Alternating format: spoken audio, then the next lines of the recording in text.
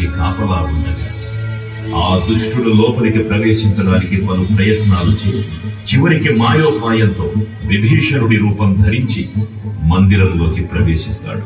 నిద్రిస్తున్న రామలక్ష్మణులను అపహరించి పాతాళ లోకానికి తీసుకుని పోతాడు.